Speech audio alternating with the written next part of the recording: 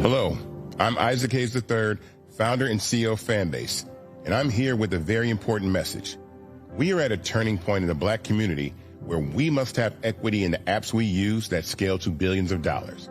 But this time, we own the infrastructure, we own the culture, and we shape the future. And Fanbase is the future. Fanbase combines the free functionality of Instagram, TikTok, and YouTube into an all-in-one platform built for the evolution of social media and monetization.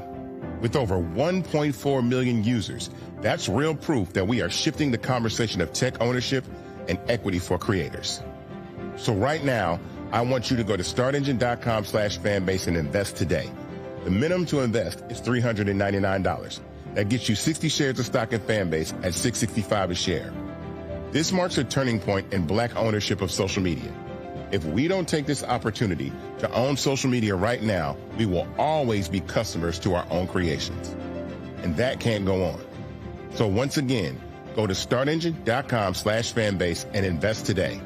We must own the platforms where our voices live, our stories matter, and where our culture drives the world.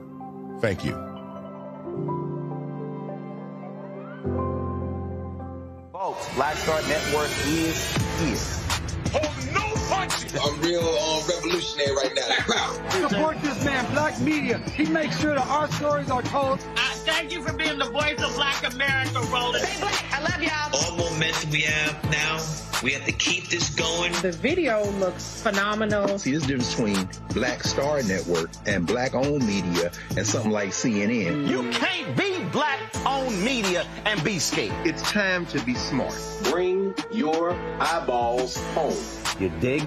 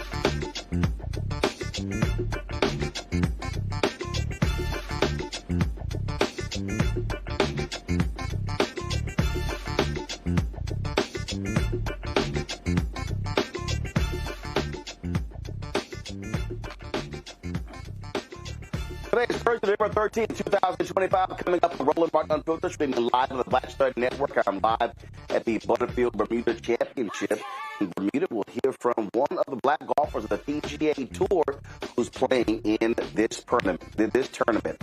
Also, the longest government shutdown in history is now over. We'll be talking to Congresswoman Lauren Underwood about what is next. In the redistricting battle taking place in the country, Donald Trump's DOJ is suing California to block their new congressional map.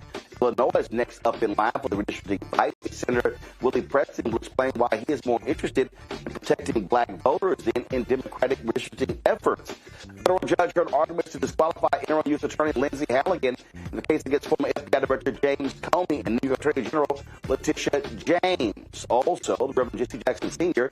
is in a Chicago hospital under observation for a neurodegenerative condition. We'll explain. Plus, if you're not into baking, but still need to bring a dessert to this year's holiday gathering, we've got just the thing for you. We have the perfect sweet treat.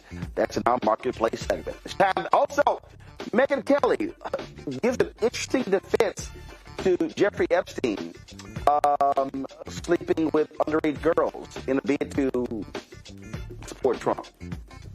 She's weird. It's time to ring the funk on Roland Martin Unfiltered on the Black Star Network. Let's go. He's got it. Whatever the biz, he's on it. Whatever it is, he's got the scoop, the fact, the find. And when it breaks, he's right on time and it's rolling. Best believe he's knowing. Putting it down from sports to news to politics. With entertainment just for kicks, he's rolling. Yeah, it's gonna go, y'all. It's Roland Martin, yeah.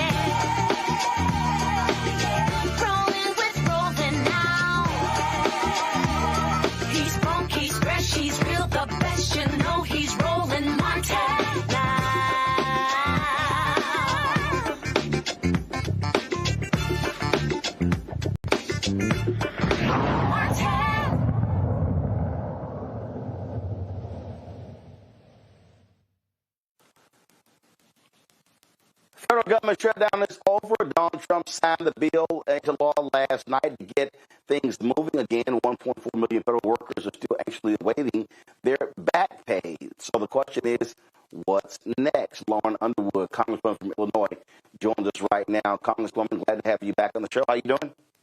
Hi, Roland. Thanks for having me. All right, let's jump right into it. Okay, so Democrats are still fighting over this issue of health care. Senators are saying, hey, Republicans promised us that there's going to be a vote next month. But here's the deal. Republicans obviously already cut the subsidies. They did it in that big, ugly bill. So do you have any faith that they somehow are going to now support it next month? Well, we are really clear that we have to continue the fight, and that's why Leader Jeffries filed a discharge petition, which is a legislative mechanism that allows for 218 members of Congress to sign a form and then force a vote on the floor of the House. And so that discharge petition would extend the popular health care tax credits for an additional 3 years, offering working families much needed relief. So here's the question, and your background's in healthcare. What I hear from people is, all right, why 3 years? Why have to go through this vote again? Why not make the subsidies permanent? Can you explain why there is a vote every few years regarding these subsidies? I've introduced the legislation to make these ACA tax credits permanent. I first introduced it in 2019. We got a version of the bill signed into law in 2021, and then these tax credits extended in 2022. Listen, I understand that the MAGA extremists that have taken control of the Republican Party are interested in cutting healthcare from the American people, not extending, not expanding, not addressing disparities, not helping senior Medicare. They are trying to take away healthcare from people. And we've seen that on full display through the big ugly bill, the largest healthcare cut in history. We've seen that on display in this government shutdown, which is the longest in history, and failed to address any healthcare needs of the American people. And so at this point, what we're trying to do is secure healthcare for working families who buy their own healthcare coverage so that they would have that coverage through the end of Donald Trump's presidential term. And so, we are under no illusions about what the other side values. And we're just fighting hard for everyday Americans to make sure that they have the essential health care that they need. Everyone should be able to see a provider. Everyone should be able to get a procedure if they need one. They should be able to, fill their prescriptions without going broke. And that's what this is about. So we're going to be gearing up for this battle again. Fine. 1 month from now, vote happens in the Senate. But here's the problem. That means nothing because Mike Johnson hasn't committed to even taking the bill up in the House. So the Senate could vote. Let's just say the Senate actually votes to restore the subsidies. There's no guarantee that Johnson is going to do it. So, Roland, what I'm talking about is in the House. In the House, we have something called a discharge petition that if every single House sign, then we can get a handful of Republicans and force a vote in the House. That's the 3-year bill.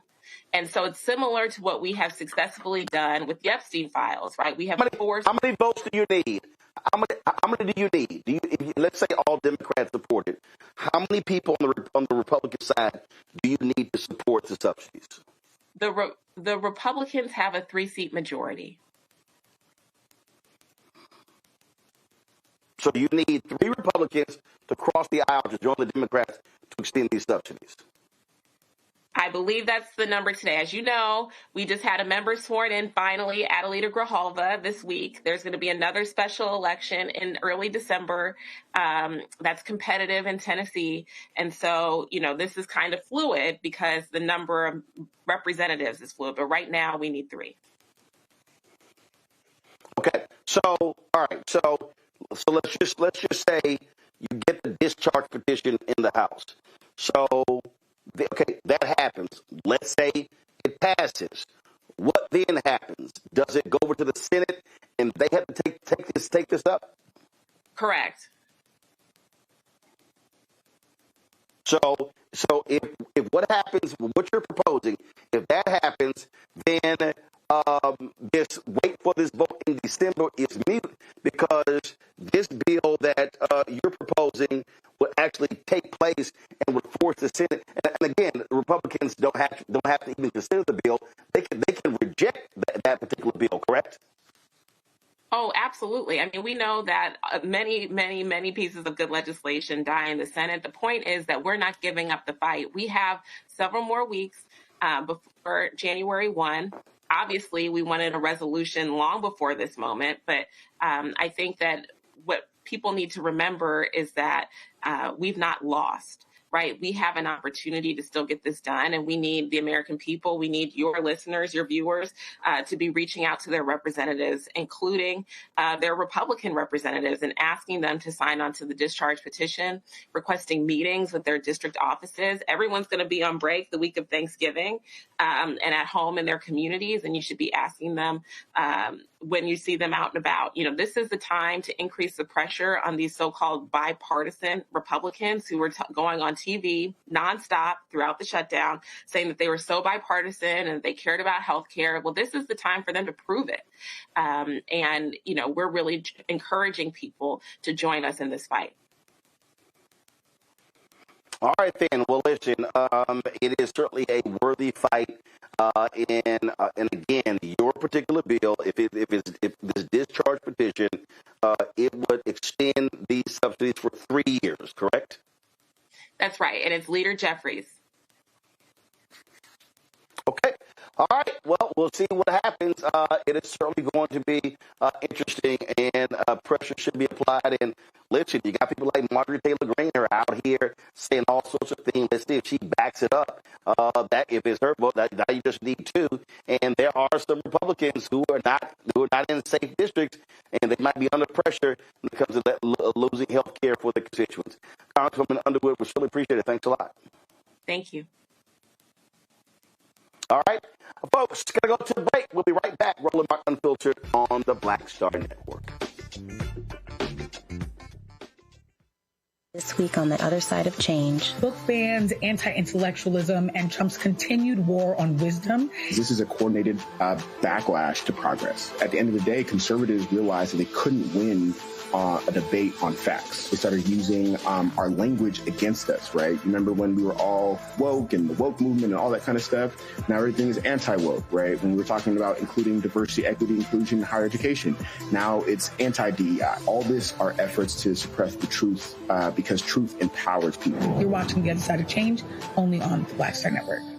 If in this country right now, you have people get up in the morning and the only thing they can think about is how many people they can hurt, and they got the power, that's the time for mourning. For better or worse, what makes America special, it's that legal system that's supposed to protect minorities from the tyranny of the majority.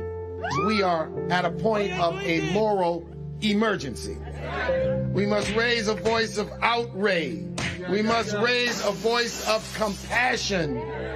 And we must raise a voice of unity.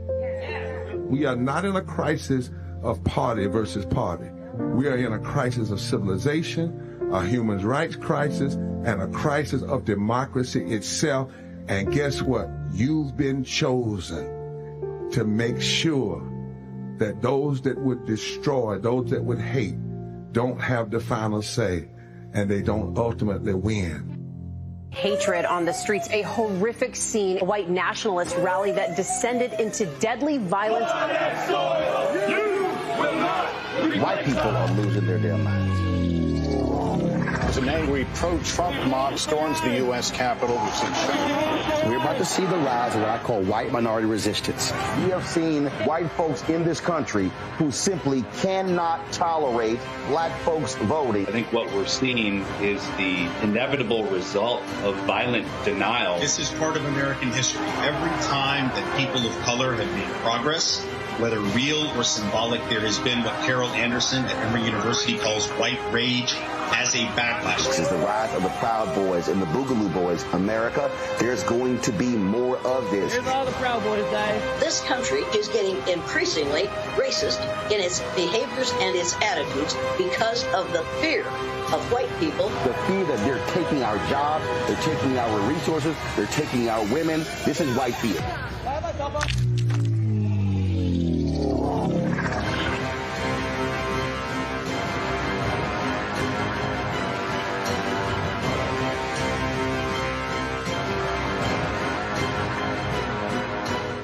What's up? It's the MCEO Talib Kweli. You are checking out Roland Martin Unfiltered.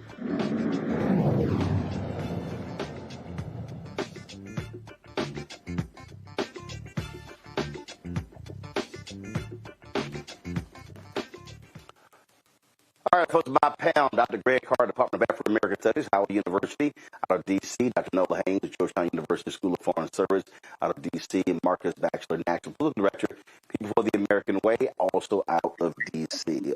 Marcus, I'll start with you. Listen, a lot of people have been complaining, saying Dems not fighting hard, but listen, you just heard Representative Underwood said, and I keep trying to explain to people this idea that when you understand power, that Republicans control the House, Republicans control the Senate, Republicans control the White House. So therefore, Democrats have limited power. In the House, they have limited power.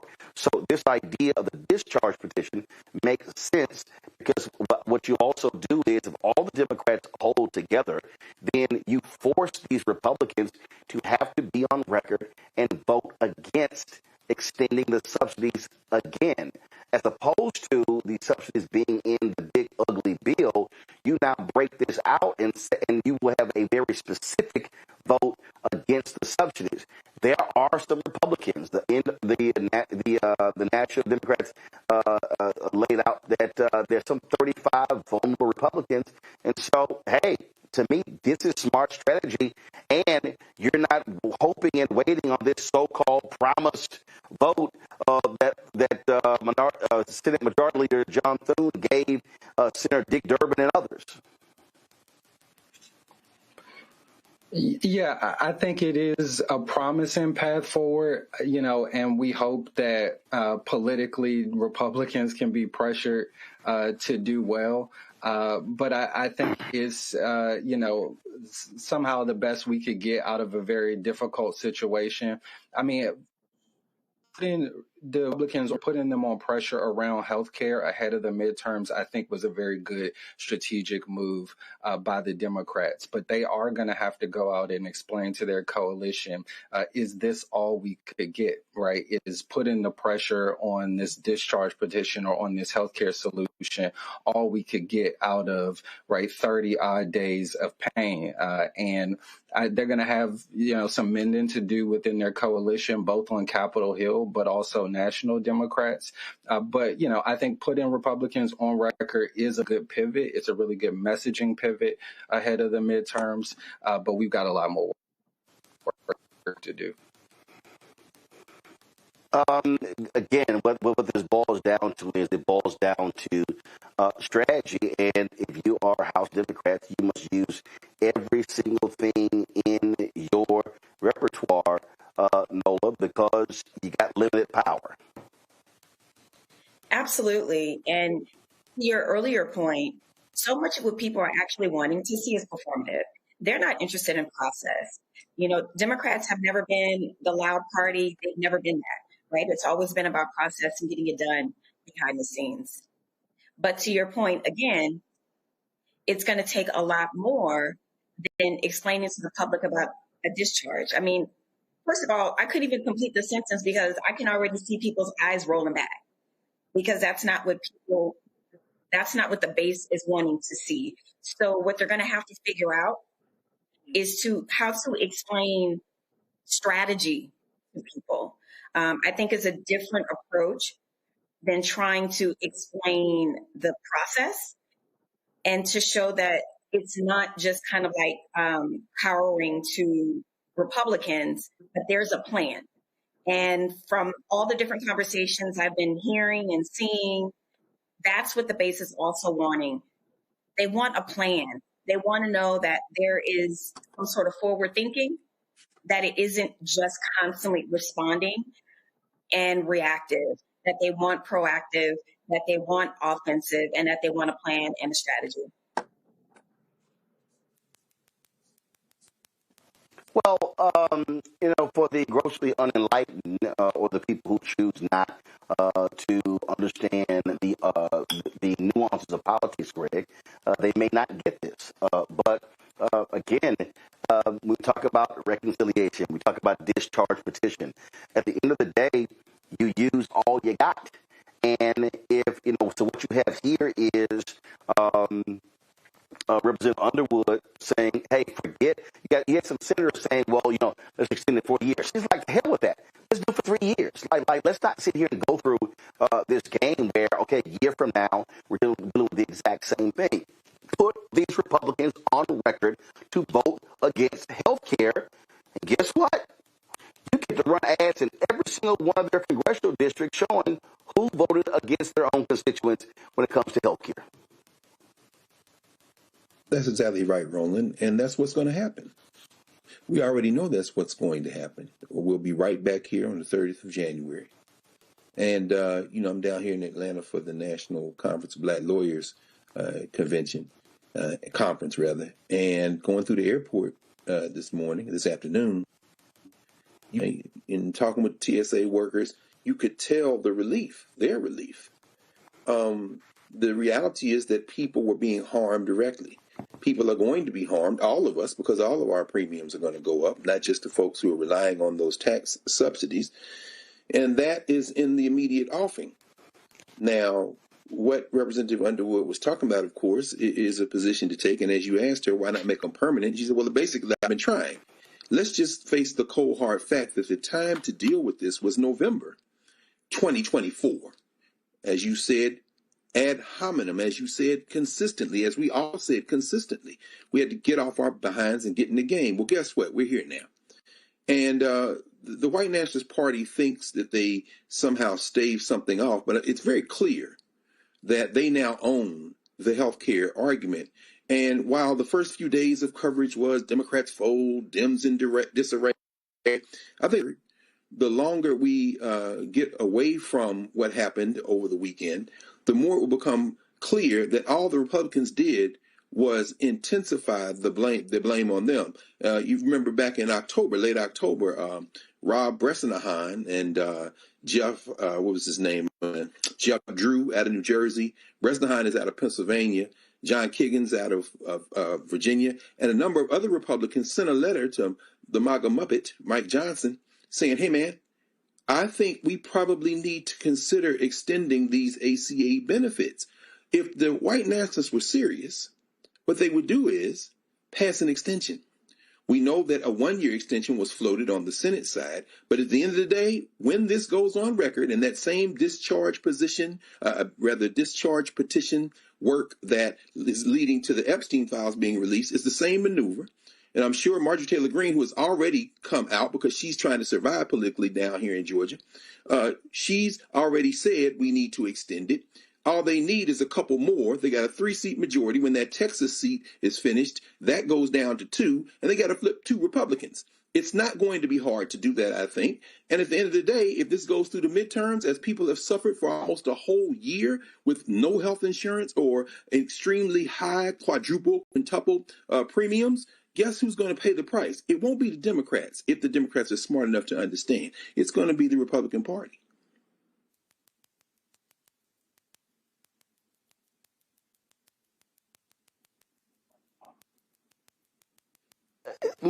Marcus, this is the thing that I really need people to understand. Because it amazes me. It amazes me when these yahoos out here love to say somebody's a Democratic shield, far left, only support Democrats. And if I had a wall, I had an eraser board, and if I sat here and listed the policies and broken them down, listed 10 issues that are top of line for African Americans and put a D by it and an R by it. I probably would sit here out of the 10, probably 8 of them would be a check by Democrats and 2 by Republicans, maybe 2 by Republicans. So I wonder, these black folks out here who love to run their mouths, I wonder when they try to criticize, because I love the people, oh, you shoving Democrats down our throat. Okay, so can you tell me who's actually supporting the things that you support or that you want? Like here's a perfect example, Marcus. It's always hilarious when these loudmouth, ignorant FBA people run their mouths. It's amazing how much smoke they had for Kamala Harris and Joe Biden and Democrats over reparations. But they ain't said nothing about Trump and the Republicans, but they always are ripping the Dems. But I'm sitting there going, well, hell, which one of them will even listen to you on the issue? And so when I take the healthcare issue, I can't wait to hear the black folks who love running their mouths talk about, yeah, you trying to shove the Democrats down our throat. You always sitting and touting Democrats. Okay, again, dumbasses, who of the pick a party, which one is advocating for health care subsidies? Republicans or Democrats? So it amazes me when these people, these simple Simons, don't even understand basic policy. I just think what you have are a bunch of loudmouth idiots who simply want to complain about something as opposed to understand, as Greg always says, politics is a delivery system. It's either going to come through the Democrats or the Republicans. No, that's right. And that's why it's important for us to encourage Democrats to continue to put up. And because we see, even in this healthcare fight, the president trying to pivot on the issue already, saying, oh, the healthcare system's broken. It's, more expensive than it's ever. We're going to try to do in this very libertarian sense. We're going to give you the money to pay for your own health care, right? Not telling people that the insurance companies are then going to drive prices through the roof again, right? And it won't make your health care affordable. So Democrats have to stay consistent on the message about why they're fighting for the right things, and not just about why Republicans went home, right, for a month and didn't do anything about the basic conditions of Black people in this country, but how they've also worked overtime, right, to solidify that in action, how they went to court, right, to not feed families, how they're going to court to prevent people from getting the quality health care they deserve. Not only are they sitting on their hands, right, they're actively obstructing. They're actively trying to kill people. And we need to make sure that Democrats are consistent on that, and that especially we're germinating that message in the Black community. Mm-hmm. Well, I just think that when we, again, Greg, you always talk about delivery system, and yes, sir. And when these uneducated, incompetent individuals love to run their mouths, which I find to be hilarious, because in my life, I've never self-identified as a member of any party. I have interest. I have Black interest, and if I have an interest that Democrats oppose and that Republicans may support, so then explain to me then how am I some raging far-left Democratic lover? What I need these people to understand is that when we start talking about what matters to Black people, so let's just take the issue of health care. Is the Affordable Care Act perfect? Hell no. The Affordable Care Act was a massive compromise. I need people to remember, every president since Franklin Delano Roosevelt had been trying to get a health care plan. They all failed. They all failed. Were deals cut with insurance companies, hospitals, pharmaceuticals? The answer is yes. Why? Because it would never have passed. When we go back and look at the polling, Greg, I remember this vividly. It used to drive me crazy when these folks on CNN would talk about it because they would not explain why the polling showed what it polled. They would often say a majority of Americans are against the Affordable Care Act. That was true. But you had to go to the second line. And that's because a lot of the Democrats being polled wanted Medicare for all. Right. They didn't want the compromise bill. So when you took the Democrats who wanted Medicare for all and the Republicans and the independents that did not like the bill at all, that's why it was a majority. So the reality is, we see what the larger number is. Now, I hear these people who go, well, Democrats need to have the courage to run on Medicare for all. Okay, but show me if that's a winning hand. And this is the stuff that people seem not to get. Last point, Greg, delivery system. Uninsured black people dropped in a huge way once the Affordable Care Act actually was passed. So when I listen to these complaints and listen to these cronies whine and try to label somebody as far left and a Democratic hat, I'm just sitting there going, how do y'all think this stuff actually happened and who actually passed it?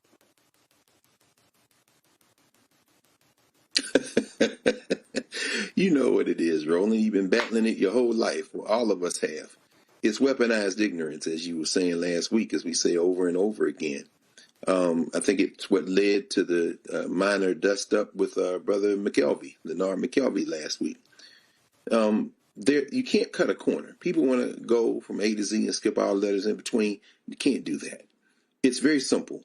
The Democrats are not our friends. The Republicans are not our friends. It's not about being friends. It's about how do you wield and leverage power. There's a reason why Bernie Sanders is an independent, because he's in a little state where there are 5 people and he can do that, but he caucuses with the Democrats because they are the closest delivery system to enable him to govern. You know, I was talking to one of my former students who is now the chair of the Working Families Party, our brother Maurice Mitchell, who you've talked to, of course, Maurice Mo Mitchell in New York. And what Mo was saying was very simple. He's saying our party has hard values, has a consistent agenda, but we take the position that you can't enact an agenda unless you have access to power and acquire power so you can govern. You can be ideologically pure. In New York, Mo was explaining that when you looked at the election in New York for Zohran Mamdani, more people voted on the Working Families Party in New York State for Zohran Mamdani than voted for Curtis Sliwa. But he was on multiple lines. He was on the WFP ballot. He was on the Democratic ballot. And so in fact, I want to say Mo said more people voted on the Working Families than did on the Democratic ballot. But my point is this. Parties does not mean everybody's running for election. It means you have an agenda. And of course, you know this as well or better than anybody, Roland, as we continue to pray for Reverend Jackson's continuing strength. In 1972 in Gary, the formation of a black political party was about seizing political power. And at that time, as now, the delivery system for doing that, the better of the two was the Democratic Party in terms of where the values align. But let's be crystal clear about what we're talking about right now. And Marcus, I love how you characterize what Trump is doing now as libertarian. Of course, he can't spell the word, but it definitely lines up with that because he said, I'm going to get the money right to the people. The man is terrified. He knows these files are coming out. He's running ragged. It doesn't matter. But when you think about that in terms of the foot soldiers and in terms of how to help our people, the weaponized ignorance is used as a tool to distract us. And all of us, finally, this is again why the Black Star Network is so important. You're not just saying this is what we should do. We're walking slowly through this is why you should do it. Now, you test it on your own and you come up with your own conclusions. We're relying on people to think. if we think, we're not going to have a problem in this. I do want to mention this. You probably saw this tweet, Roland. I don't know who put it out. I don't know whether it was Derek or whoever his staff was. John Fetterman, of course, had to go to the hospital in Pittsburgh today. Some ventricular fibrillation flare-up. And the NAACP put out a tweet that said, hey, man, hope you get better. And I'm sure he will because he has access to health care. And that kind of kneecap wasn't the word, by the legislature. They didn't call him by name and say, hey, man, didn't you vote against the kind of health care that you're getting right now? But, yeah, get well. My point is that this is not going to be a win for those who are standing in the way of people getting health care. And if you say, well, no, I don't care, well, guess what? If you had to go to the emergency room and get a bone set and they send you that bill, I bet you'd be a Democrat quick then, won't you?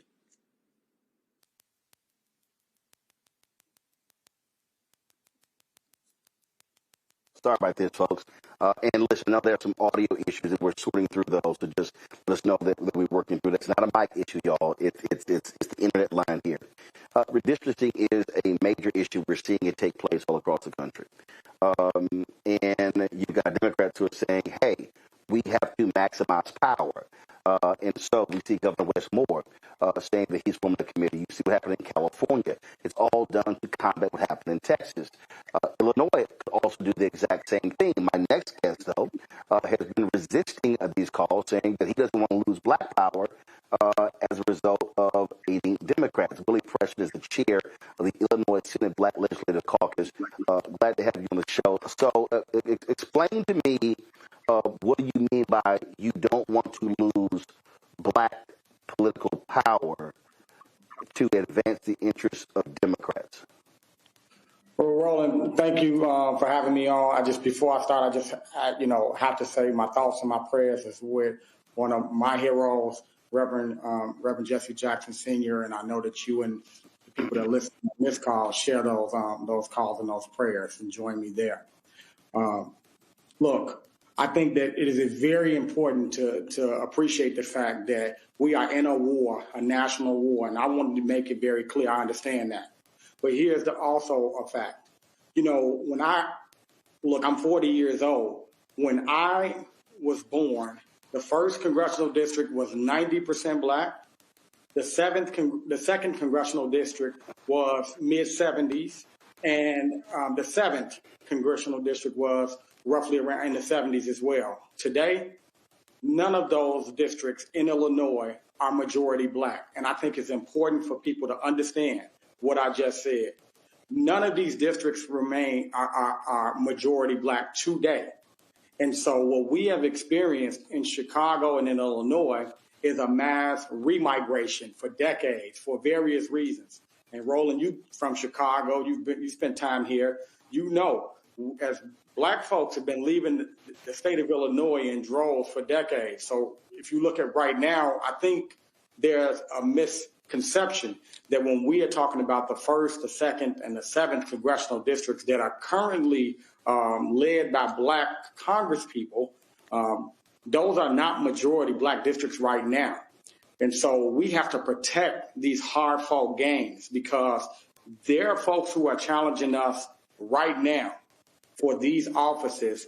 And as you know, every time we see a giant like Congressman Danny Davis retire, we see a majority of many candidates run, which is just part of democracy, and I support that. But you also see people coming in to try to take these offices away. And I think you would agree, representation matters. What you're making, so here's the deal. The point you're making, though, is that if you actually look at the map nationally, a significant number of CBC members do not come from majority black districts. So what you're talking about, obviously, are folks who are elected. But you talked about power. Well, here's the question.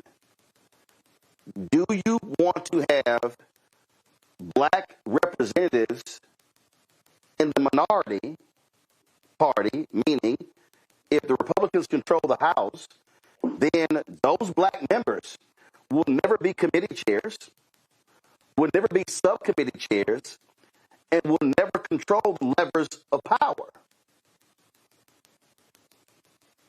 No, I reject the whole premise, and I'm going to tell you, I want to make sure that black people maintain our goal, maintain the gains that we've made. You look over right next door to us, Roland. You got Detroit, Michigan, an 80% black city. Not one black congressman representing them. And that's what I'm protecting. Hold up. But folks either voted or didn't vote. Let's go to Memphis. I understand the point. If I go to Memphis, you have a long line of black representation of the city of Memphis. The representative now from Memphis is Steve Cohen, and the voters in Memphis have picked him over a series of high-profile black candidates in the last several elections. He's now facing State Representative Justin Pearson. So I understand your point, but aren't voters making those decisions? Didn't you have a number of prominent black people in Detroit run and lose to Rashida Tlaib? So it's not like prominent black people didn't run. They got beat. So aren't black voters making their choice? No, and you're making my argument for me, Roland. Look, when you dilute the black vote and you have a number of black people running, yes, there's opportunity for people that are not black to come up and come right up the middle. And that's what I'm guarding against. Look, black people inside Chicago and inside of Illinois, they are looking for us to stand up for their rights. They're looking for us to fight for everything from SNAP to housing to bringing back trade schools. Look, when I look at our community, Roland, as you do, you look at our community with an affinity. I'm not suggesting that other people don't. But what I do know is that representation for us matters. And there has never been a time where anybody out of our community has represented our people as well as black people have. And so, but I think you did miss something that I said. You just said fighting for SNAP benefits, fighting for trades. You laid out. So I'll just give an example. And this was not because Biden and Harris were in the White House.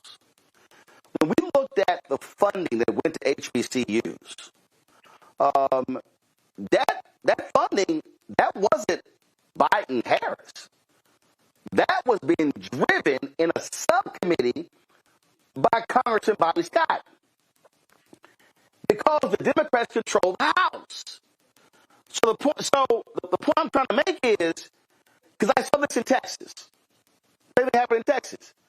When the Republicans, when they did mid-decade redistricting, Tom DeLay, they were the first walkout of the Democrats. You had a black Democrat, Ron Wilson, who made the same argument that you actually make it right now about the Republicans said, we'll create another black district in Houston. Well, what they did is they created a second black district in Houston, but their whole goal was to wipe out all of the white Democrats. So what happens?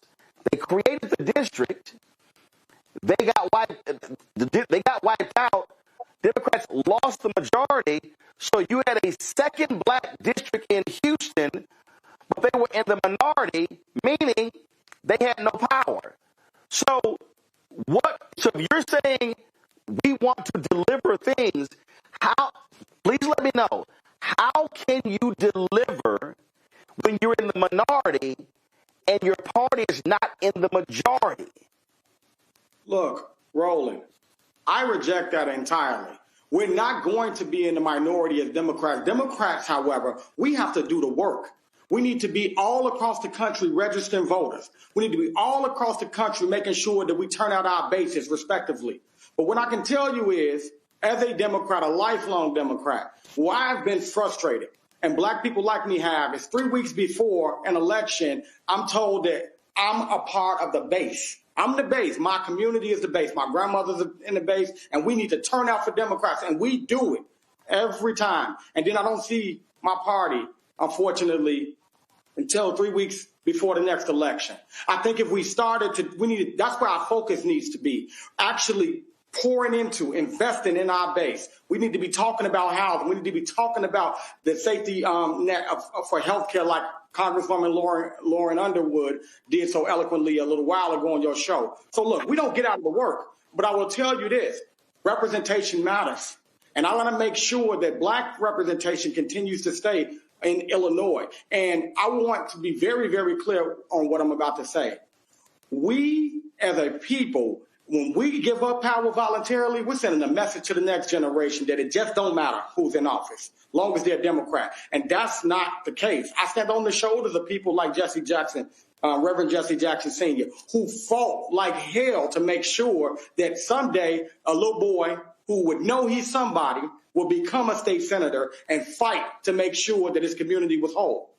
I'm doing that in this hour. So this isn't Willie Preston's idea. But this is the long-standing view of civil rights champions that you and I both were benefited from their leadership. They would be saying what I'm saying right now. Black representation matters, and to voluntarily give it up is a problem. I think we should look at Detroit. My good friend Donovan McKinney is trying to become congressman because there's not one black congressperson. So you go to Detroit and see if my argument isn't resonating, because I guarantee it is. Because my people in Detroit, hold the line. Keep your black representation. But you keep, this is the thing though, I'm going to pound, but you keep saying Detroit is 80% black and they don't have a black member of Congress. That's the black people voting. That's not the case. So again, what has happened is we have diluted our power through the maps. The same. Hold up. And you're right. If 10 black people run, you're absolutely right. But the voters don't have any control over that. That's the individuals are running. But people are still voting. So this notion that well, because what you're describing, that can't protect that. Because guess what? For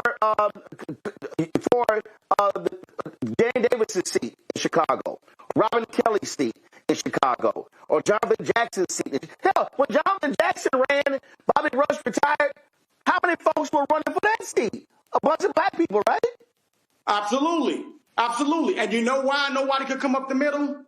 Because they knew it was just too strong of a black population of voters. Now, as we continue to see, when Congressman, my good friend, Congressman Jackson ran, and I was a strong supporter of him, that district right now is a little bit less black already. And so we have, again, Roland, we're going in the wrong direction. I'm trying, listen, the conversation you and I should be having, brother, is how do we increase black percentages in the district? But a conversation about how we're going to voluntarily dilute a little bit of each black congressional district in Illinois is a conversation that we should not be supporting.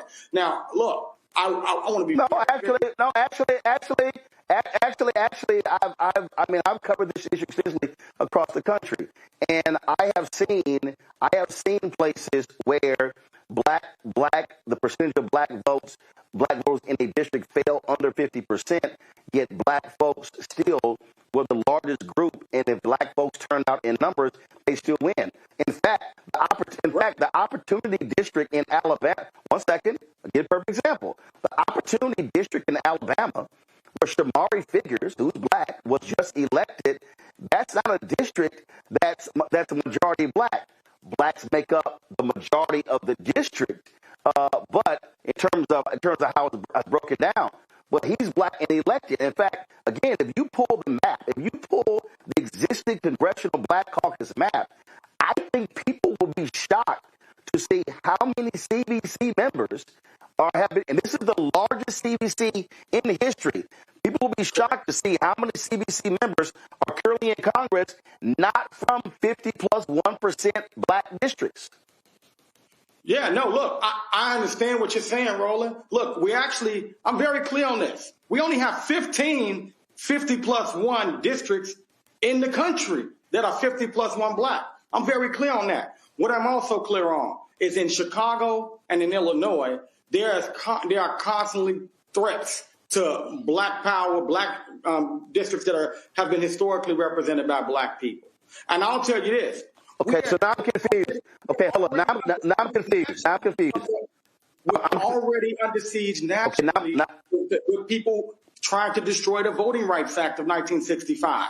And so, what we need... Now I'm confused. Now, hold on, wait. You just said, let me just be clear, you just said there are only 15 congressional districts that are 50 plus 1% black, right? Correct. Okay, so there are, once they have this election to replace Sylvester Turner, you have 62. So, again, explain to the public, you said losing black power when you have 15 of the CBC seats that are 50 plus 1% black, but you have 62 CBC members, the most ever. So how have blacks been losing political power if black political numbers are actually increasing? Let me tell you a story real quick. I think you might enjoy this one. I met with Leader Hakeem Jeffries in Chicago a couple weeks ago in Congressman Danny Davis's district. A few of us, we met with Leader Jeffries, and then we came down. We got off the elevator, and there was a white guy that was smiling. He was smiling because we were in his building. You know what his name is, Roland? I won't give it to you, but I'll tell you this. He is running to replace Danny Davis, and he's raised more money than every black candidate of the 10 or 12 of them that are running combined. That is a strong possibility that this guy will be able to take the historic 7th congressional district, and it will, I'll tell you this, he's a Democrat. But he ain't a Democrat like my good friend. Are people like you? Are people urban, and that's going to be a dramatic reduction of black political power. But we will have a Democrat. But see, I don't want a Democrat for black. So hold up, wait. Okay. So where are the black political leaders in Chicago going to other black people and saying, your ass ain't got a shot, you should get out of the race? Where are the power brokers saying it don't make sense 9 of y'all running when 8 of y'all ain't got no shot at winning? I wish we had that type of representation. I wish we had that type of person, but we don't. People are telling you know that people are having these type of conversations with people, but people can run. It's a democracy. It's a free world. It's at least here in Chicago and Illinois in the Democratic Party, we play by the rules. So people want to run. Roland, if you could get on that phone, I'll text you everybody's phone number, and I'll text you a list of folks who people don't believe have a shot. If you can convince them to get out the race, I'm all for it. But people are not just going to do that. People are going to do what they want to do. And just like this white candidate who's raised a buku loads of money, he has a right to run. But he threatens black representation, and he doesn't care. I do. And so I'm going to fight back to make sure that we don't dilute a percentage of the black vote to make sure that we get the type of outcome that we need. Black people are sick and tired of being last of all the 16th economic indicators inside this nation. And you know who cares about that? Someone black representing them. And so I can tell you as a candidate for Congress, my slogan, tagline, whatever you want to call it, is one of us. Roland, I am fighting to make sure that somebody who looks at you as a leader, somebody, a thought leader in the country, is representing the 2nd congressional district. That's me. So I think there's a white candidate running in this race right now. He doesn't have the same type of affinity for you that I do. He doesn't have the same type of goals and aspirations for the black community as I do. And I want to make sure his chances are lessened to the greatest extent possible. Because you know what? If we dilute the vote a little bit more, he may get a chance to run up the middle. But I won't worry you too much about that because we're not going to let him. Questions for the panel? No, go. I'm sorry, I couldn't catch that. Maybe the conversation is inside baseball. I am having a really hard time trying to follow the argument. I hear your point about representation. I hear your point about it not being partisan. It's about what black people need in order to survive and thrive. I get that. I'm trying to understand the part about the maps and your pushback. And I'm not trying to be contrarian or anything like that. I genuinely want to be able to explain this, to my family, who's very curious about this issue. So could you explain it to me like I'm 5 years old? What is the core argument? I'll give you another example. There has been a map that has been showed that says a South Side community right now, Auburn Gresham. It currently is in the 1st Congressional District. It's a pretty prominent community in the 1st Congressional District. Congressman Jonathan Jackson is very, very responsive to this community. In this new map, this neighborhood, Auburn Gresham, will go all the way over to Starved Rock and Naperville and all these places where they will become not as important and not as prominent as they are. That is a reduction of their power as a predominantly black community. I'm fighting to protect that because they have been historically inside this district where they matter. If this map were to advance, they wouldn't matter as much. Now, look, I think Lauren Underwood, Congresswoman Lauren Underwood, is wonderful. I've communicated that to her. The truth of the matter is she came in 2018, a black woman, highly qualified, energetic, and she came in that wave election. She currently represents a district in Illinois. It's not a black district. It's about 12 to 14% black. Nobody can win that district that is black in the country besides her. She's an incumbent, and it's a difficult, once you become an incumbent, it's very challenging to take you out. And so we are grateful that she is there and she came in through that wave election. But if she would have failed to win that election, we would not know a Lauren Underwood and all of the brilliance that she brings to the nation as a black woman that's intelligent, strong, very vociferously, clearly able to communicate on healthcare and other issues. If Lauren Underwood decided today to resign or do something else with her life, you couldn't put $100 million over there to win that election. You couldn't. And Auburn Gresham, this Southside, proud black, church-going, working-class community would be in the hands of maybe a white Democrat, but it could even become a Republican in a scenario there. So I'm simply saying this. We have to protect what we have and grow it.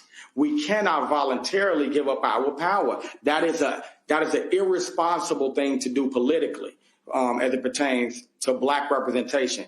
And quite frankly, if we were to do this map, there are no guarantees that we would actually take out the targeted Republican Congressman LaHood. I wish we could say that with certainty, but look, we need to be talking about tearing Donald Trump up. We need to be talking about a madman in this country who is trying to destroy our community. And I think what we need to be doing as black people is saying we're going to stick together politically. We're going to strengthen and support the black Congress people that we have. We're not going to be in the business of diluting the power that they have.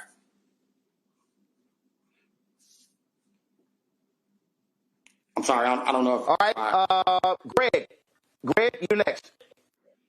Yeah, thank you, Roland, and thank you, Brother Preston. You said yourself, of course, that most of the people in Congressional Black Caucus in the Congress today are from districts that are not majority black. We're not going to win Congress seats in places that are majority black. We're going to have a plurality. Even majority black still needs plurality, right? That's number one. Number two, and you correct me if I'm wrong on the math here, Chicago's 17 wards in the election of 2024, the presidential election, just a little less than half of the people eligible to vote, registered to vote, voted in the 17 black wards, that is. So we got a voter turnout problem, as we know. And those numbers, of course, are lower than when Obama, of course, was running. I think it was in the mid-60s at that point. Still too low. As Roland often says, and Reverend Barber and folks, when we vote our numbers up, we win. It leads me to this question, and I lived in Philadelphia for about 20 years, and Bob Brady, a white man, represented a part of Philadelphia that was majority black, certainly plurality black. And when people would say, why is this white man representing this district where all these black people are, the answer would be constituent services. As far as I'm concerned, Rashida Tlaib is doing a fine job. And if you want to take her out, then yeah, all them Negroes that are running need to pick one of them and the rest of them sit down, which leads me to my question. How important is representation when it doesn't translate into being able to wield power? And I love Danny Davis. I love, absolutely. I believe black people should be in those seats. But when you have to get more than black votes, how important is it to have someone that's going to advance our interests regardless of color? And then the other question I would ask you has to do with gerrymandering. Clearly, if we vote our numbers, and I think they're going to find that out in Texas with these gerrymandered districts, these 5 seats they think they've stolen, but now you're snatching people and taking them and sending them out of the country and disappearing them. A lot of those Spanish-speaking folk are not going to vote Republican. Mark my words on that. How important is it in redistricting to take into account the fact that what we need in Congress are the people that are going to advance our policy interests, even though we would love for those people to look like us? It's more important that they advance our interests than it is what color they are. Well, I wrote your question down. I think in its purest form is how important is it to have black representation? To me, it's everything. When No. That's not what. No, what I'm saying is I agree with you 100%. But the most important thing is that our issues be addressed. Wouldn't you say? 100%. 100%. Okay. Our issues must be addressed, and I understand what you're getting at. But let me be very clear. It is of the utmost important that we are the ones leading in our districts where we represent. What message are we going to send to our children that we cannot handle our affairs in such a way that we gave away our own space of political representation? That's not something. And by the way, we can do, and I want to make sure that we're very clear on all of the facts, because I think this is folks need to be clear on this as well. In Illinois, we have 17 members of Congress. 14 of those members are Democrats. 14. We have 3 Republicans to 14 Democrats.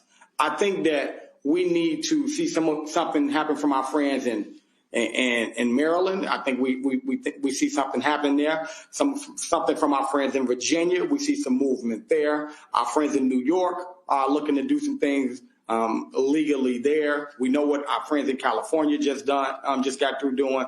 I'm not at all opposed to us using what we have. I'm opposed to us losing what we have. That's what this is about. So I don't want to be misrepresented in my position, brothers and sisters here. Black people are teetering on the edge. And to be very clear, you don't get the best representation from black folks unless you have black representatives, because it's a different type of responsiveness to the cries of our community when those cries are coming from one of us or coming towards one of us, who are, we're going to be a little bit more responsive to our people than others. And so, I plead with us, let's redirect this discussion. Let's focus on how we're going to turn out our base, because you're right, brother, what you said earlier about us having a voter turnout problem. We got a voter turnout problem, but that's because a lot of our people don't believe that they're really, truly the base, or they're being respected as the base. Again, how many white consultants have come to me and said, it pains me to come to your community and put together a voter turnout program 3 weeks before the election. Then I got to come back with bags of money 3 weeks before the next election. No. And I'll tell you, I'm going to fight out against that. What we have a problem with is a voter turnout. That's our real issue. So if we're going to have that discussion, let's talk about it. I want to see our party voter registration drives all throughout the south and west sides of Chicago. I want to see our party when the DNC comes to Chicago, not one event on the south side of Chicago. That is unconscionable. That's where we need to focus at. And so when you walk around in places like South Shore, Inglewood, Auburn Gresham, and our people feel neglected. That's our problem. That's what we need to focus on right there. And when we do that, we're going to turn out, we're going to strip this little dictator of all the little power that he has, because we're going to win the House back, make Leader Jeffries, Speaker Jeffries, because we did something and we brought all of our people out. That's what Willie Preston is fighting for, brothers and sisters. It ain't trying to knock against our party. It's trying to tell our party, wake up. We got the numbers right now. We got the maps right now. Let's use what we have right now more effectively. I know. We were trying to figure out audio issues, but I got to ask you this here. You're complaining about not one DNC coming to Chicago, coming to the South Side, but you got 3 black members. So, again, listen, I'm not defending a party, but my whole point is, why did one of the 3 black members do an event on the South Side? Look, I'm not going to be critical of our people in Roland. You know better than anybody, and I'm telling you, you're going to tell I'm a real fan of yours. You know better than me. I'm not about to go into no trick bag of being pitted against other black people. I will say, if Willie Preston is Congressman Willie Preston, you're going to see events galore on the South Side, whether the DNC is here or not. But certainly, I will take that question a lot better when I'm Congressman. But I don't want to be pitted against our current members. I don't know what they're, I'm not pitting. I understand. I'm not pitting. All I'm saying is, if we're gonna complain that there were no DNC events on the South Side or the West Side, all I'm saying is you got 3 black members. One of them could have done something. That's all I'm saying. Marcus, your question. And that's fair. And look, me and you we're in complete alignment on that. That's fair. Again, I haven't been in politics 20 and 30 years myself. But I can tell you right now, we need new tactics. This is a new era of politics, and we're about to bring it all the way throughout this nation. I'm talking to brothers in Boston and South Carolina and other places that telling me to hold the line. And brothers and sisters, members in North Carolina and other places, they hold the line in Illinois. And y'all gonna have to speak for us because they wiping us out down here. And when they saying they talking about, unfortunately, our own party sometimes, white Democrats, that they're not giving them the type of support that they believe that they need and deserve. And so, look, my position, what I'm communicating to my colleagues and to my constituents is we're going to hold the line. We're going to address that. We're going to focus on voter turnout, making sure that we give our people something to vote for, something to organize for, something to make sure that they build and maintain power for. That's where this conversations, I think, are most fruitful for us, intelligent black people in America right now, understanding our history in this country. Remember, we had black United States senators, black U.S. congressmen after Reconstruction. They gutted all that with Plessy versus Ferguson. It took us 84-some years to get that back through hard-fought political fights where my grandparents were getting bit by German shepherds over the right to have black representation. That's how we got the Voting Rights Act in 1965. We know that that's being challenged every way that it can right now, stripped from a con man, a dictator, a racist that has made his way back to the White House because he was able to con even some of our own people into supporting them.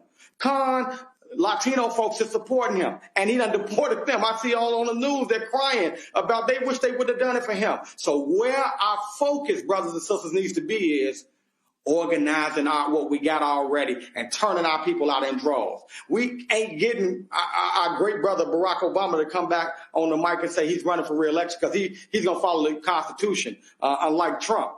But we can sit here and say that whole country that is being devastated by this con man, we're going to rise up on them. We're not going to be nice. We're not going to be politically correct. You don't want to be politically correct? We ain't got to be politically correct. We're going to take his ass out. Excuse my French if I'm not supposed to be vulgar here.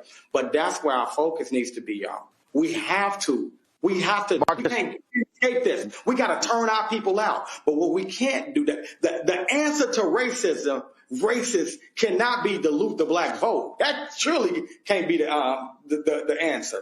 The answer is let's organize, let's turn out, let's fight. And by the way, let's make sure that, Roland, to your point earlier, let's sit down in some rooms and have some conversations and say, we're going to send our best. We're not going to send you because your name is famous. We're not going to send you because you got experience. You've been there for a long time. We're sending you because you are right for tonight. We got a fight on our hands, and we need to be sending fighters there. But I would welcome you all to join. Marcus. Hold on, I got one more person. Marcus, go. Sure, Senator, thanks for your time and for coming on. Yeah, I definitely agree with my previous panelists that black voters don't necessarily equal Black representation, especially if you look at the makeup of the Congressional Black Caucus. But we do know that Black voting power is important. And when it comes to margins around these maps, right, we know that Black voters in districts, even in a plurality, can really spark real change in communities, even when they're not in the majority. So we know that Illinois has really heavily gerrymandered districts already. But I think, to your point, a lot of the Black population is locked into a few of those districts. Is there not a way, do you believe, through this process to spread Black voting power into other parts of the state where you think it could make a positive difference on the state's politics? I appreciate that question, and I'll tell you this: if there is a way, then present it. I have not saw a way where I've not had a presentation where it's been presented to me in what you just described. And if there is a way, let's do it. Then we can kiss the baby and let's get this done. But if there isn't a way, then I think we need to make sure that we protect what we got. We can never give away the power that we have because it takes us a generation or maybe two to get it back. We have to protect what we have and grow what we have. That's the conversation that I think we need to be having. More Black representation. Trump and other maniacs, racist, jealous people are attacking us because we are increasing representation. And let me be clear on this point to what I said earlier about that Southside community, Auburn, Gresham, that will go over to Starved Rock. They don't even know what Starved Rock is, half of them. I can assure you that. But what we need to make sure that we're clear on is that the more Black the districts are, the stronger the representative is. And the stronger the Black representative is, the stronger they can be for Black interests. So we may have you all's point, we may have 60 some odd Congressional Black Caucus members, but they're there, but their issues may not be as vociferously Black as they could be. If, like, say, for instance, you get a congressman here with those 15 congressional districts that I referred to that are 50+1, quick, simple examination of their politics, the tone and tenor in which they speak on Black issues. It's a little bit more different than someone who happens to be Black but represents a district where they have like 14% Black people that they represent. They have to be the congressperson for their districts. I want to make sure that their districts are, certainly in Illinois, are Black districts, so they can speak Black, vote Black. That's all I got. Well, I hope this audio is going through. I understand your point that you just made, but I'm going to tell you, one of the members of Congress that does not have a lot of Black people in her district, and I dare say she is the Blackest member of Congress, is Maxine Waters. So I get your argument, but your argument don't hold up. No, hold up. I'm giving you a fact. I'm giving you a fact. No, hold up. I'm gonna read you the number. I'm reading the numbers. Maxine Waters' district is 57.2% Hispanic, 23.8% Black, 8.3% Asian. Her district ain't even 25% Black. She's one of the Blackest members of Congress. So I get your point, but let's be real clear. Maxine Waters, that's a fact. So I'm just saying, we're gonna make the argument. I got a bet for you there, Roland. If you can clone Maxine Waters across the country, then I'll shut up and vote for this bill. Maxine Waters, you threw a bomb. No. It ain't no many. It ain't no. I got you. Ain't no Maxine Waters around here, and she's Maxine Waters, an incumbent who enjoys the benefit of being able to say what the hell she wants, and I'm so grateful for her. But I'm not thinking about what Maxine Waters is doing as much as I'm thinking about what will be done after Maxine Waters. The vision for the country has to be thinking about what's next. And I swear, if you can get out Maxine Waters across the country, let's stop this debate right now. Let's vote on some maps. Hey, Roland. Greg, go ahead. As Brother Preston, I was going to say, my former student at Howard University School of Law arguably, well, she's definitely one of the most progressive members of the House of Representatives or Senate, Summer Lee. Do you know her district in Pennsylvania, West Pennsylvania, is about 15% black? Come on, brother.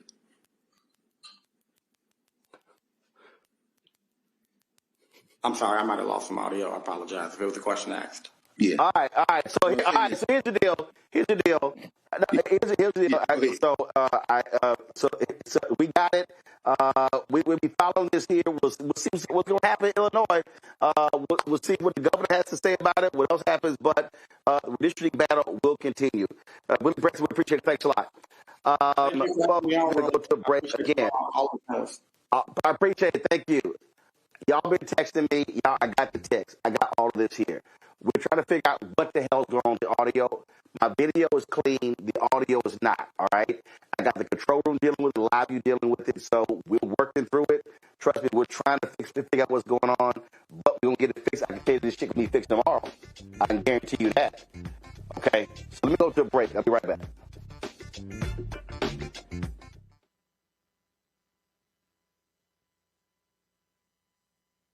Hatred on the streets, a horrific scene, a white nationalist rally that descended into deadly violence.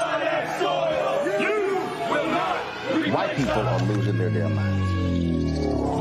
As an angry pro-Trump mob storms the U.S. Capitol, we've seen shutdown. We're about to see the rise of what I call white minority resistance. We have seen white folks in this country who simply cannot tolerate black folks voting. I think what we're seeing is the inevitable result of violent denial. This is part of American history. Every time that people of color have made progress, whether real or symbolic, there has been what Carol Anderson at Emory University calls white rage as a backlash. This is the rise of the Proud Boys and the Boogaloo Boys. America, there's going to be more of this. Here's all the Proud Boys, guys. This country is getting increasingly racist in its behaviors and its attitudes because of the fear of white people. The fear that they're taking our jobs, they're taking our resources, they're taking our women. This is white fear.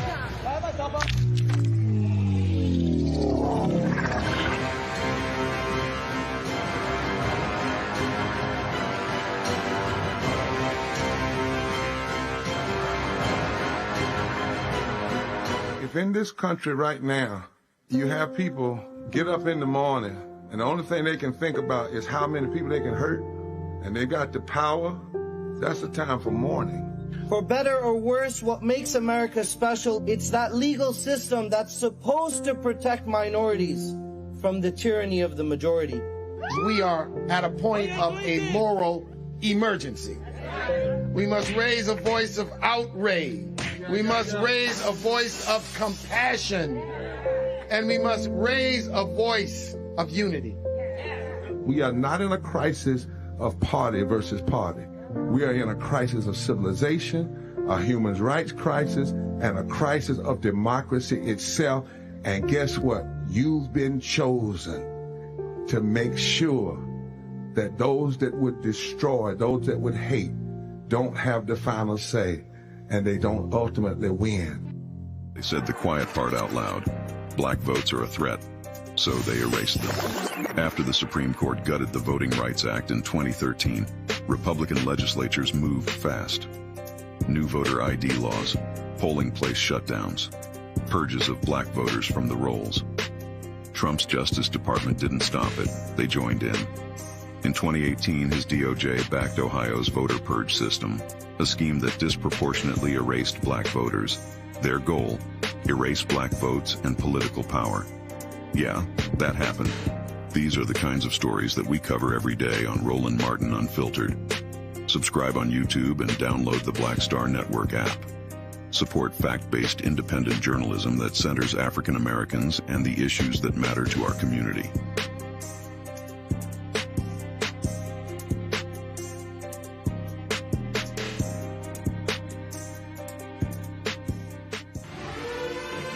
Violent white supremacy is, quote, the most persistent and lethal threat in the homeland. The greatest terrorist threat to the homeland is the homegrown violence stream, including hate crime committed on behalf of some kind of white supremacist ideology. They are coming after everything in Black America. MAGA and Donald Trump are specifically targeting Black America. They are going after the money. Attack Black Lives Matter. Attack critical race theory. Attack woke, DEI. MAGA wants to defund Black America. This is a perfect example of their desire to completely degrade and de-emphasize Black people.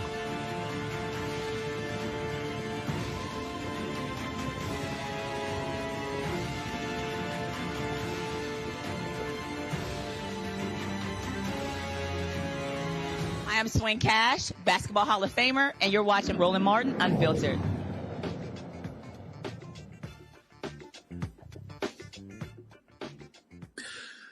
Welcome back to Roland Martin Unfiltered here on the Black Star Network. While we're working on connectivity issues, we'll continue with the show.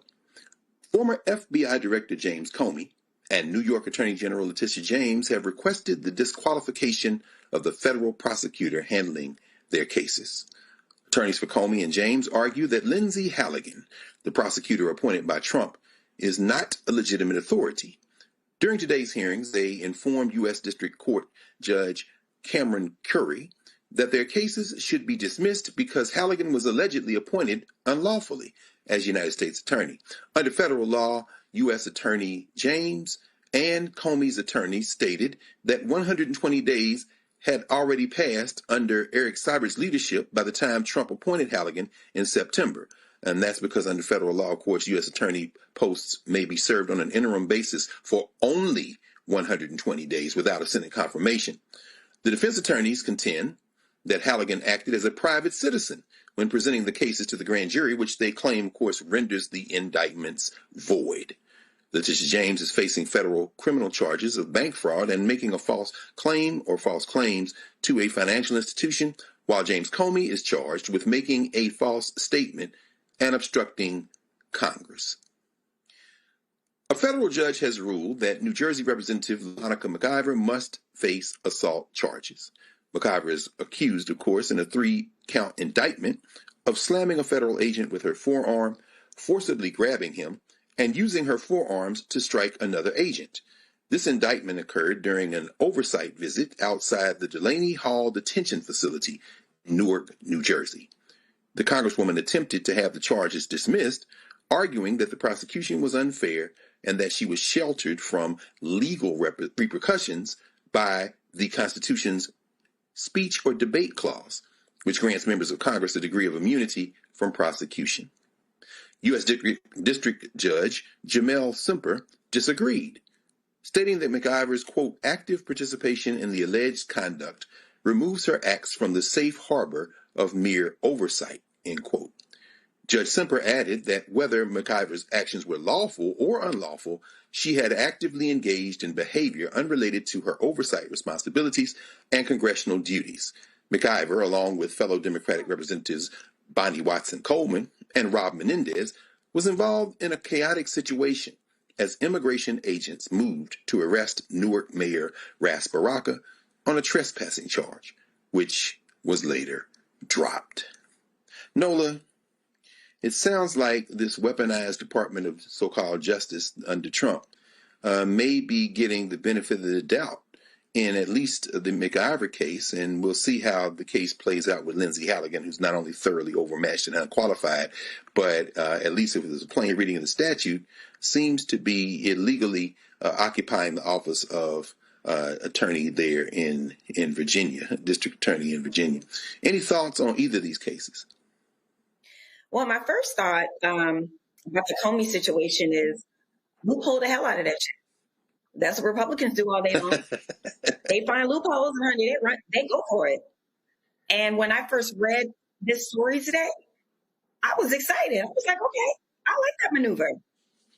But, you know, regarding the Congresswoman's situation, I'm very disappointed in that particular ruling because it just creates a situation where Black women continue to be the whipping board.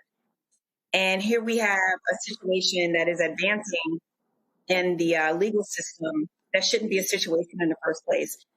So, you know, as I sit here as, you know, an opinionated Black woman, I'm not going to lie. You have to think and pause about your kind of situation in this country right now when you do speak up, you know, when you do stand up for people, and knowing that Black people specifically have a target on our back. The Black women, as I keep saying, because the Trumpers think we are low-hanging fruit, because they don't think people will come to our rescue, they don't think people will care, they continue to come after us. And this is yet another situation that, so I'm very disappointed with that ruling. But I am kind of giddy about the loophole situation with coming. Marcus, to follow up on that, and thank you, Nola, to follow up what Nola has just laid out. You know, it's interesting. This brother who is Semper, Judge Semper, there in Jersey, went to Hampton undergrad, got a JD from Rutgers, has been on the bench less than 2 years. Joe Biden put him on the bench. It seems like he's trying to read the law straight down the middle, but to contrast that with the Virginia case, they're just doing whatever the hell they want. How important, and I mean, you've been in just about every valence of politics, and you've seen it in the electoral side, you've seen it in the policymaking side, and now, of course, you're seeing it full thrust in the advocacy side.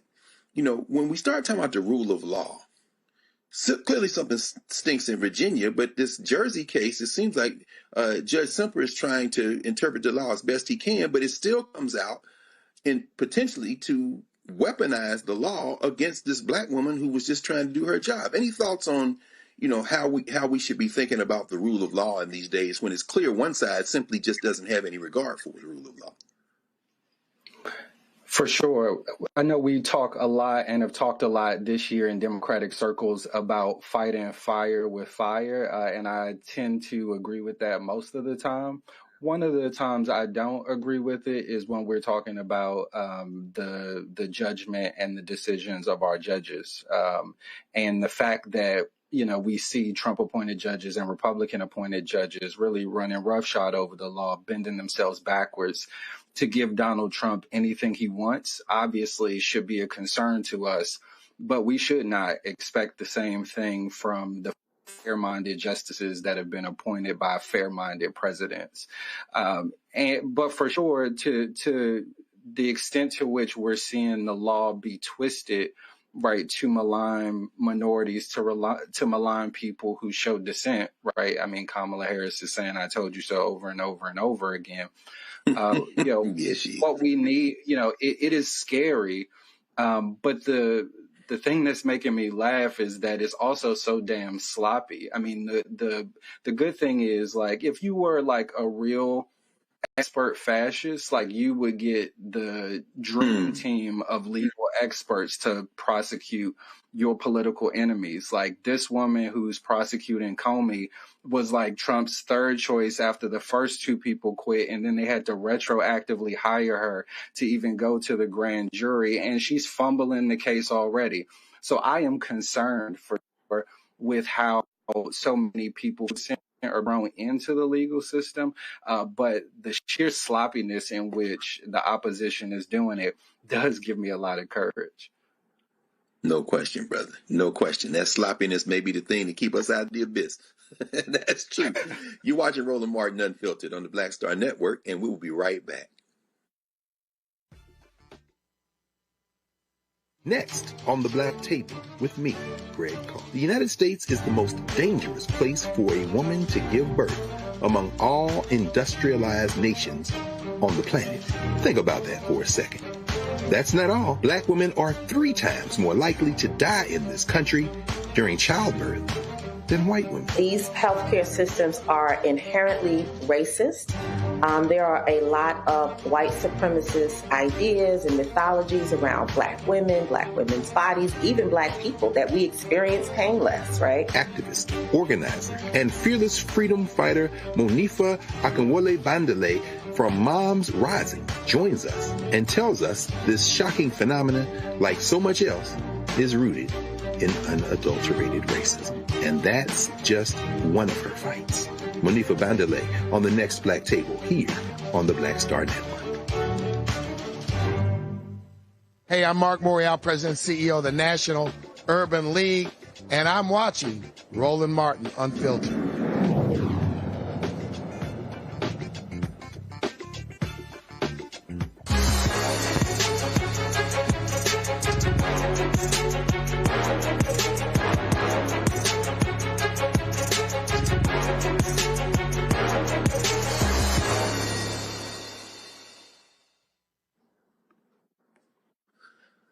The holidays are approaching, and if you're not a baker, but you're responsible for bringing a dessert to the family dinner, our next guest has just what you need. Cute as a cupcake. They're rooted in family history. Sister Michelle Rainwright uses her grandmother's recipe. Each dessert is made from scratch and filled with love. Michelle Rainwright joins us now from Merrillville, Indiana. Welcome, Michelle, to Black Star Network and Roland Martin Unfiltered. Can't wait to hear about Cute as a Cupcake. Welcome, sis. Thank you. This is wonderful. I can't wait to hear about this. First of all, where is Merrillville? I mean, just, level set, All right, we'll start there. So Merrillville, Indiana is at the northern part of the state, and it's right outside of Chicago. But we're really close to Gary, Indiana, where Michael Jackson, the Jacksons are from. So that gives you any indication. We're like 10 minutes from there. Oh, wow. That's not far at all. No, so not far at Gary, all. kind of, huh? Actually, Merrillville was Gary, and in 1970 they carved it out for whatever reason. But yes, we are right there. Oh, okay. I won't speculate, although I can imagine where the reason might be. But I ain't gonna say nothing. I think we love can. Richard Hatcher. Yes. So black. Anyway, so is it correct? Just reading and looking at your website, and then the stories about you and just incredible work. You didn't start this as a for-profit venture. You out giving stuff out. I mean, how did this work? How did you start this? What becomes Cute as a Cupcake? Yeah, so I was in the pharmaceutical industry, and during that I was a solo contributor, I was a district manager, and then I got laid off. And that wasn't uncommon, but I finally got caught up in one. But prior to even realizing that the layoff was coming, I was always excited about going into dessert shops and stuff, because we would spend time with the physician, and spending time with the physician was that we fed them. And so we had the capability of getting different food, going to different dessert places. So I was like, when I retire, I am going to have me my own dessert shop. Well, I didn't know retirement was going to come so soon for me because I got laid off. And so what I did was I took my severance and started Cute as a Cupcake. So that's how this all began. And at the time I was 39 years old. And I'm like, okay, I'm starting a new business fresh from scratch. How am I going to do this? And I started participating in vendor fairs and farmers markets. And doing that is how I was able to build the brand and get people the product in their hand. And then we just been moving ever since. Your enthusiasm is infectious. Let me say that as somebody who smiles a lot, who just has a happy spirit. You can just feel it. So when you talk about hope, healing, and happiness, I mean, you can tell when somebody has a heart for service. I think it's hard to kind of suppress that kind of thing. You can see it. But, thinking about this, you saw people food insecure, huh? I mean, is that what kind of appealed to you, saying, we got to help people now as an addict, as a sweet tooth addict? I know maybe people are food insecure. They might not go for the cupcakes before, I don't know, beans and rice or meat. But for some, but what was it about the food insecurity that said, you know what, I need to come out here and help people. If it's not just with what I'm feeding them, it's the spirit I'm giving out too. What was that about? Absolutely. So with Cute as a Cupcake, we want to be an advocate in the community. So I started a nonprofit called Cutie Cares. And with that, that's our focus, food insecurity and community wellness. So we would start by doing like simple things. We would go on our cupcake truck, because we have 2 cupcake trucks. So we would go out into the community, like the Boys and Girls Club, the Sojourner Truth House, St. Jude. These are different shelters and so forth that we have in our community. And we would go and just give out cupcakes, because at that time it's like, let's make people smile, right? And then we also have done things where we've done back to school, where we're actually giving out free meals in addition to the free cupcakes, back to school supplies, doing things like that. So I am a strong proponent about service and giving back to the community, because we need the community to support us, but it's just important that we support them. So now we're in the Thanksgiving holiday. So we partner with our local food bank. We do the can drives. So when people bring in like a non-perishable item into our brick and mortar location, we then give them a gift by giving them 10% off their purchase. So again, it's like, as we help each other, we can help the community, and we can do this all together. So I am a strong proponent for service. Absolutely. Oh, wow. And it's been a 10-year journey, huh? Your 8-year-old, Yes. 18, boy or girl? So I have 3 kids. I have 2 boys and a girl. Yes. So they were little when I was beginning this journey. I was going to say, send 1 or 2 of them to Howard. We'll take care of them, I promise you. I know you're probably looking at colleges and stuff. So, but, you know, over that arc of 10 years, you've been through COVID. And then tell us a little bit about how COVID kind of transformed what you were doing. And then maybe a few words on how you hooked up with the Chicago Sky. Shout out to the Sky. Yeah. So, you know, COVID, just like all businesses, you had to pivot. And COVID really, for me, was, I'm careful in saying this because it was a challenging time for many people, but it was one of the best times for me of forcing me to be creative. So when I first started the business, as I mentioned, going into the vendor fairs and the farmers markets, what you guys have in front of you is our cupcake in a jar, right? And so with this, it's 2 layers of cake and it's 2 layers of icing, and it's ready to eat. So this is what I would have at the vendor fairs and the farmers markets, only because it was easy. I needed you to taste this product. So while you're in these markets, I couldn't worry about the cupcake if it was cute and it got spilt over in the box. I needed you to have this so you could throw it in your bag, in your pocket, in your purse or your merce, whatever it is, and keep going. And so when I got the brick and mortar location, I kind of moved away from the jars. But this is where COVID had me come back to the jars, because this product is how we kept ourselves alive. This is how I was able to stay in business, because we started shipping these nationwide. So I hadn't even thought about doing shipping. I hadn't even thought about this product no more for you to be in the vendor fair and the farmers market, for you to taste it and know that we had a good product. But when COVID hit, this is how we stayed alive. So because of that, I started being able to think about other opportunities, keeping the website going, thinking about wholesale, hospitality, airports, vending. We have a vending machine. So this one little product during that time of such uncertainty has allowed me to grow and scale my business. And so with that, fast forward to being a part of different business accelerators, right? So I went to school, I was in the pharma industry, but entrepreneurship, you know, it's a little different. You kind of learn as you go.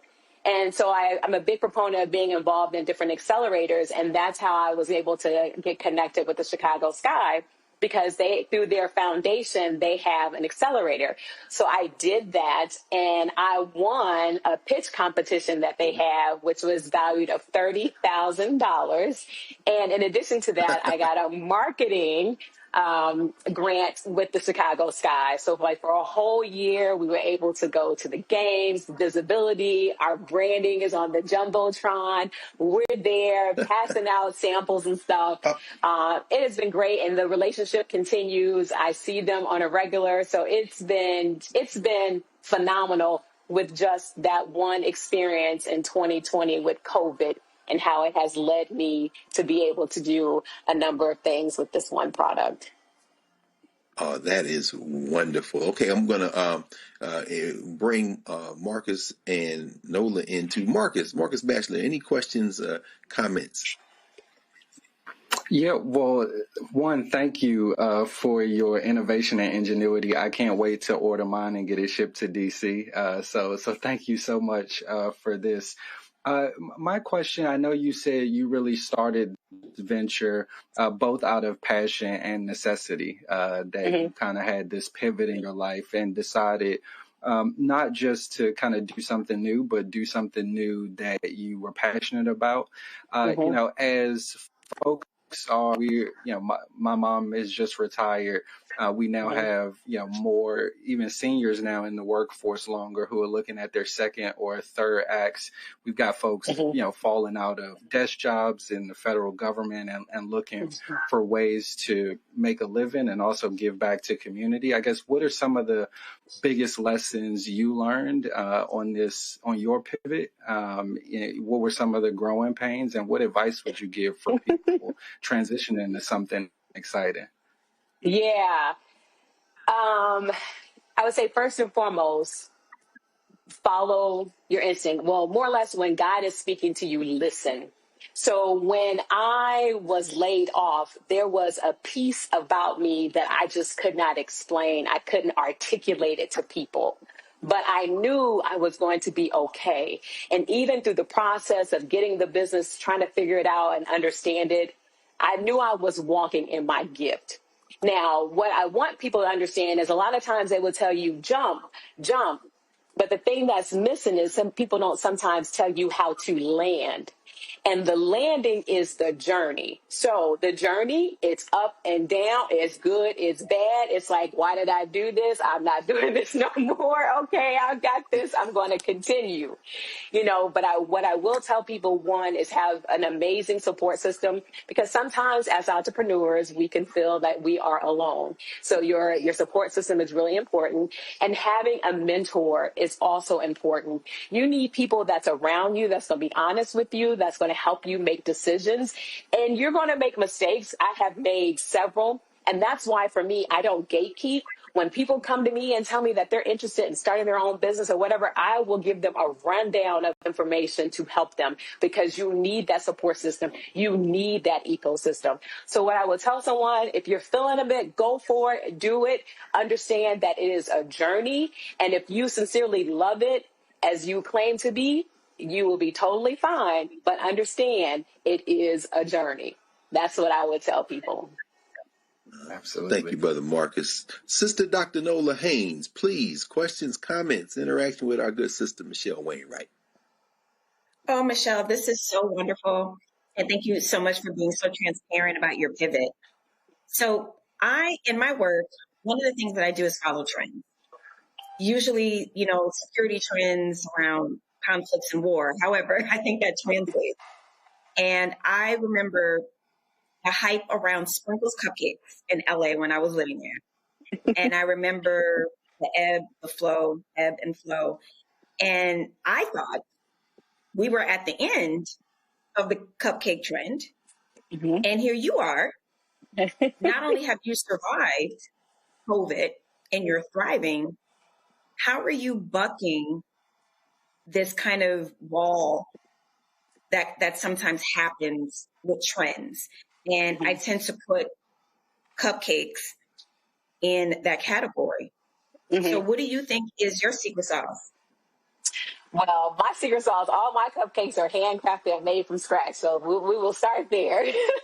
But I will say you're absolutely right when it comes to trends, but you have to be true to what you do. So, for example, even when I was trying to build out my storefront, so we're sitting here now, I didn't want to have a location that had a specific theme for the time.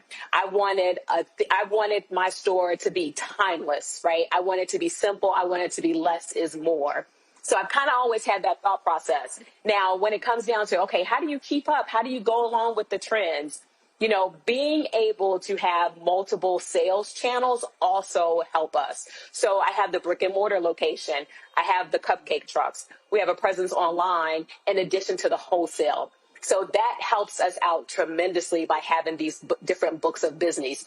So if people aren't feeling like they want to be bothered with the traditional cupcake, then they can also take on our cupcakes in a jar. They don't want to step into the brick and mortar location. Well, we can service you and give you an experience on the cupcake truck.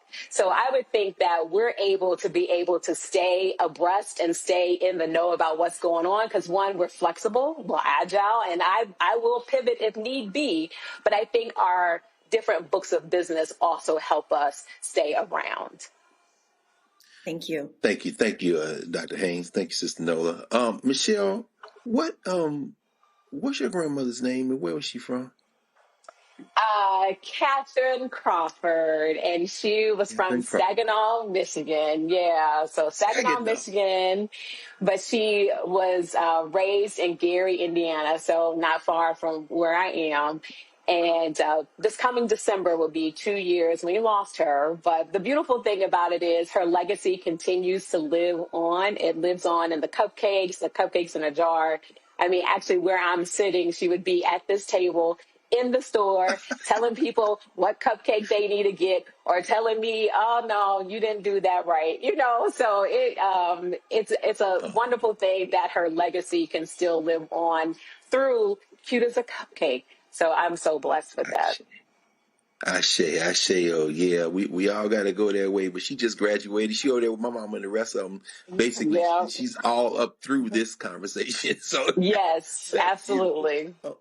Now, we know, of course, that you got a website, but we also know for everybody looking, y'all can see on the screen, the shopblackstarnetwork.com. There are a couple of ways to get there. You can go there directly, or you can just go to the blackstarnetwork.com, and you'll see above the header there's a little click for shop, and it'll take you right there. And as soon as you hit that, you will see it, Shop Black Star Network. The first up, Cute as a Cupcake, Cupcakery. Michelle Rainwright. Hopefully you won't have anything to sell, because everybody about to crash the website and get all these cupcakes out. So you got to make a whole lot more. Thank you for joining us. I love it. Yeah, thank you for having me. Yes, and I will say, just to let the viewers know, our cupcakes in a jar are 2 layers of cake and 2 layers of icing, and they're ready to eat. So all you gotta do is grab a spoon, open up, and go. So I want the people to be able to enjoy this wonderful dessert. See, that's the good kind of drug, but you're clearly out here dealing, because people somebody about to have a good time tonight. So we appreciate you, sis. Thanks for joining us. Oh, thanks for having me. I greatly appreciate it. Of course. We'll talk again soon. So that's it for tonight. Remember to support the Black Star Network. You know all the ways to do it. We see the graphic all the time. And Marcus and Nola, thank you, of course. We riding, rolling. You didn't have to take us to Bermuda, brother, but there it is right there. You see the Stripe, the Cash App, PayPal, Venmo, Zelle, and checks or money orders. For those of you who are old school and still do that, P.O. Box 57196, Washington, D.C. 20037-0196. I can't read that nearly as fast as Roland does, and he does it from memory anyway. Marcus, Nola, thanks for riding with us. Big brother, have fun in Bermuda. You ain't take us with you. Oh yeah, don't forget, buy White Fear, especially now, because that basically is telling you what's going on right now, how the browning of America is making white folks lose their minds. Also, of course, we got Fanbase, the good brother Isaac Hayes, and his work. There it is right there on a slice. That's even more important now. Black-owned media, not black-focused media, although this is black-focused and also black-owned. So make sure that you support in all the ways you can. Marcus, again, Nola, thank you. Carol, thanks again. Anthony, Stephen, everybody there at the mothership. And we will see you all later. As Roland would say, holla.